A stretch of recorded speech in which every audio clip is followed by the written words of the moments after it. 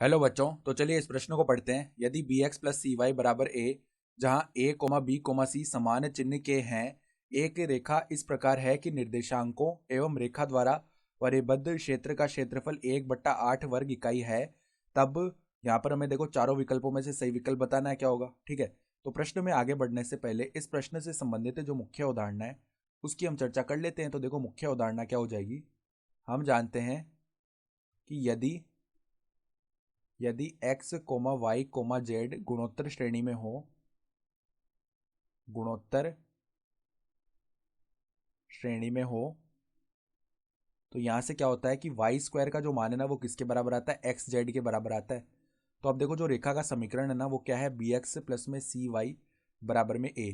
तो अब इस ए को अगर बट्टा में लेके आए ना तो पहले बी एक्स बट्टा ए बनेगा, प्लस में सी वाई बट्टा ए बनेगा, बराबर में एक आ जाएगा।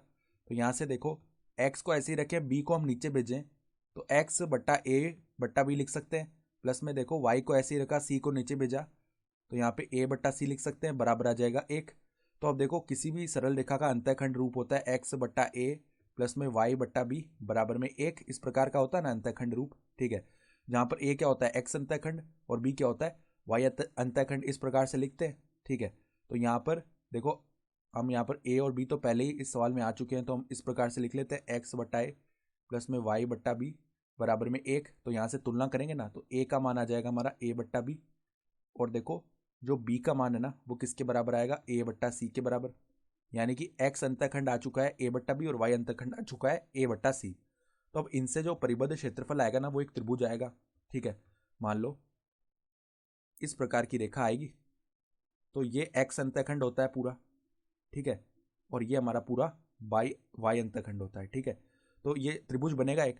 तो इस त्रिभुज का क्षेत्रफल लिखेंगे ना वो क्या आएगा, 1/2 गुणा ए गुणा बी, आधार गुणा ऊंचाई होता है 1/2 में। ठीक है, और यहाँ पर ये किसके बराबर है, 1/8 के बराबर है ना। तो 1/2 गुणा में ए का मान कितना है, ए बट्टा बी, गुणा देखो बी का मान है ए बट्टा सी, बराबर में आ जाएगा 1/8। यानी कि दो यहाँ से 8 को 4 बार विभाजित करेगा। तो अब देखो ये बन गया हमारा 4a² बराबर में BC, ये बन जाएगा। ठीक है, तो यहाँ पर देखो अब 4a² को हम कैसे कैसे लिख सकते हैं, एक तो 2a का स्क्वायर लिख सकते हैं बराबर में BC। तो यहाँ से हमारे पास क्या आ जाएगा कि b कोमा में 2a कोमा में c जो है गुणोत्तर श्रेणी में, गुणोत्तर श्रेणी में है। ठीक है, एक तो ये परिणाम आया, क्योंकि जब तीन तीन पद एक्स वाई जेड गुणोत्तर श्रेणी में होते हैं तो मध्य पद का जो स्क्वायर है वो अन्य दो पदों के गुणन के बराबर आता है। तो यहाँ पर भी देखो ऐसे ही हो रहा है, तो B comma 2a comma C गुणोत्तर श्रेणी में हो जाएंगे। साथ ही साथ देखो हम क्या बोल पा रहे हैं यहाँ से कि हम 4a² को ऐसे भी तो लिख सकते हैं -2a का स्क्वायर बराबर में क्या है BC। तो यहाँ से हम ये भी बोल सकते हैं कि b coma -2a comma C ये भी क्या है, गुणोत्तर श्रेणी में है। ठीक है, तो ये दोनों ही सही हो जाएंगे, गुणोत्तर श्रेणी में है। ठीक है, तो यहाँ से अगर देखो विकल्प देखे जाए तो विकल्प बी और विकल्प डी जो है वो हमारे सही विकल्प आ रहे हैं।